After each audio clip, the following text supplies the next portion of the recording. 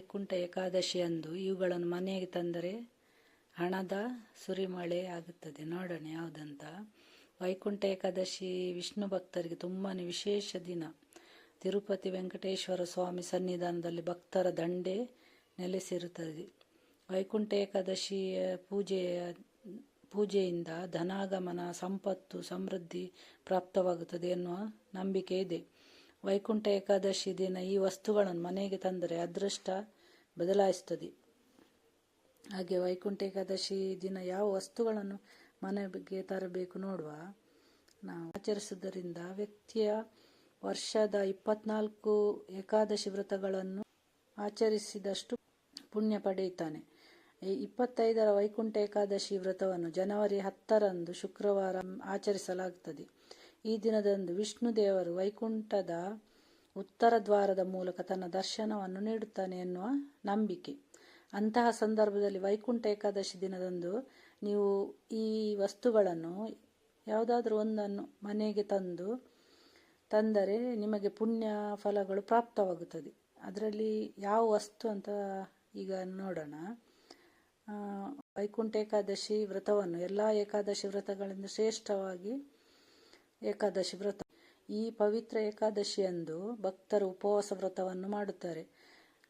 ಅಂದರೆ ಈರುಳ್ಳಿ, ಬೆಳ್ಳುಳ್ಳಿ ಇಲ್ಲದ ಸಾತ್ವಿಕ ಆಹಾರವನ್ನು ಸೇವಿಸುವ ಮೂಲಕ ವ್ರತವನ್ನು ಆಚರಿಸ್ತಾರೆ. ವೈಕುಂಠ ಏಕಾದಶಿಯ ದಿನ ಸ್ವರ್ಗದ ಬಾಗಿಲು ತೆರೆಯುವ ದಿನವೆಂದು ಕರೆಯಲಾಗಿದೆ.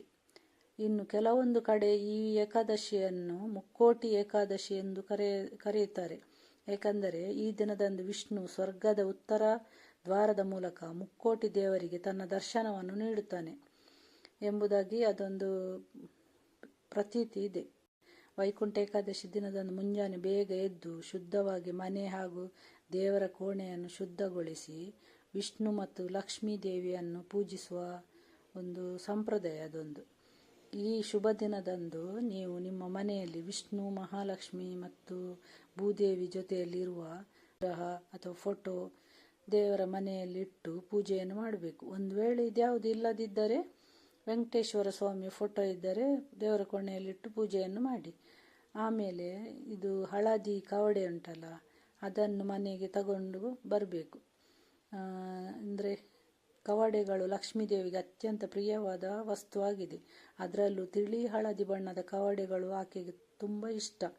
ಈ ಕಾರಣಕ್ಕಾಗಿ ವೈಕುಂಠ ಏಕಾದಶಿ ದಿನದಂದು ನೀವು ಮನೆಗೆ ಹಳದಿ ಬಣ್ಣದ 5 ಕವಡೆಗಳನ್ನು ತೆಗೆದುಕೊಂಡು ಬಂದು ಈ ಕವಡೆಗಳನ್ನು ಹಾಲಿನಿಂದ ಚೆನ್ನಾಗಿ ತೊಳೆದು ದೇವರ ಮುಂದಿಟ್ಟು ಪೂಜಿಸಿ. ನಂತರ ಸ್ವಲ್ಪ ಸಮಯ ಅವುಗಳನ್ನು ದೇವರ ಮುಂದೆ ಇಟ್ಟು ನಂತರ ಒಂದು ಶುದ್ಧವಾದ ಕೆಂಪು ಅಥವಾ ಹಳದಿ ಅಥವಾ ಬಿಳಿ ಬಣ್ಣದ ಬಟ್ಟೆಯಲ್ಲಿ ಕಟ್ಟಿ ಮನೆಯ ಬೀರುವಿನಲ್ಲಿ ಅಥವಾ ನೀವು ಹಣ ಇಡುವ ಸ್ಥಳದಲ್ಲಿ ಇಡಿ. ಇದರಿಂದ ನಿಮಗೆ ಧನಾಗಮನವಾಗುತ್ತದೆ. ಆಮೇಲೆ ಪಚ್ಚ ಕರ್ಪೂರ ಉಂಟಲ್ಲ, ಅದನ್ನು ತಗೊಂಡು ಬಂದು ಅದರಿಂದ ವಿಷ್ಣು ದೇವರಿಗೆ ಆರತಿಯನ್ನು ಮಾಡಬೇಕು. ಇದಲ್ಲದೆ ಒಂದು ಲೋಟ ನೀರಿಗೆ ಪಚ್ಚ ಕರ್ಪೂರವನ್ನು ಹಾಕಿ ಆ ನೀರನ್ನು ಮನೆಯ ಮೂಲೆಗೆ ಪ್ರೋಕ್ಷಣೆ ಮಾಡಿ. ಹೀಗೆ ಇದು ನೀರನ್ನು ಎಲ್ಲ ಕಡೆ ಪ್ರೋಕ್ಷಣೆ ಮಾಡಿ. ಇದನ್ನು ಮಾಡುವುದರಿಂದ ಮನೆಯಲ್ಲಿನ ನಕಾರಾತ್ಮಕ ಶಕ್ತಿಗಳೆಲ್ಲ ದೂರ ಹೊರಟೋಗ್ತದೆ. ಆಮೇಲೆ ಧನಿಯಾ ಉಂಟಲ್ಲ, ಕೊತ್ತಂಬರಿ ಬೀಜ, ಅದು ಕೂಡ ಲಕ್ಷ್ಮೀ ದೇವಿಗೆ ತುಂಬ ಪ್ರಿಯವಾದದ್ದು. ಆ ಧನಿಯಾವನ್ನು ತಂದು ವೈಕುಂಠ ಏಕಾದಶಿಯ ದಿವಸದ ನೀವು ಮನೆಗೆ ಧನಿಯಾ ಕಾಳುಗಳನ್ನು ತಂದು ಅದನ್ನು ನಿಮ್ಮ ಪ್ರತಿನಿತ್ಯದ ಅಡುಗೆಯಲ್ಲಿ ಬಳಸ್ತಾ ಬನ್ನಿ. ಇದರಿಂದ ನೀವು ಮಹಾಲಕ್ಷ್ಮಿ ಅನುಗ್ರಹವನ್ನು ಪಡೆಯುತ್ತೀರಿ. ಲಕ್ಷ್ಮೀದೇವಿಯ ಆಶೀರ್ವಾದ ನಿಮ್ಮ ಮನೆಯ ಸದಾಕಾಲ ಉಳಿಯುತ್ತದೆ. ಮತ್ತು ಆ ದಿವಸ ಏನು ಮಾಡಬೇಕಂದ್ರೆ ವಿಷ್ಣುವಿಗೆ ತುಳಸಿ ದಳಗಳನ್ನು ಅರ್ಪಿಸ್ತಾ ಓಂ ನಮೋ ಭಗವತಿ ವಾಸುದೇವಾಯ ಎನ್ನ ಮಂತ್ರವನ್ನು ಕೂಡ ಪಠಿಸಬೇಕು. ಏಲಕ್ಕಿಯನ್ನು ಮನೆಗೆ ತಗೊಂಡು ಬಂದು ಅದನ್ನು ವಿಷ್ಣು ದೇವರ ದೇವಸ್ಥಾನಕ್ಕೆ ನೀವೇನಾದರೂ ಹೋಗುದಿದ್ದರೆ 1-2 ಏಲಕ್ಕಿಯನ್ನು ತೆಗೆದುಕೊಂಡು ವಿಷ್ಣುವಿಗೆ ಅರ್ಪಿಸಿ ಅಥವಾ ವಿಷ್ಣುವಿನ ಮುಂದೆ ಇಟ್ಟು ಬನ್ನಿ.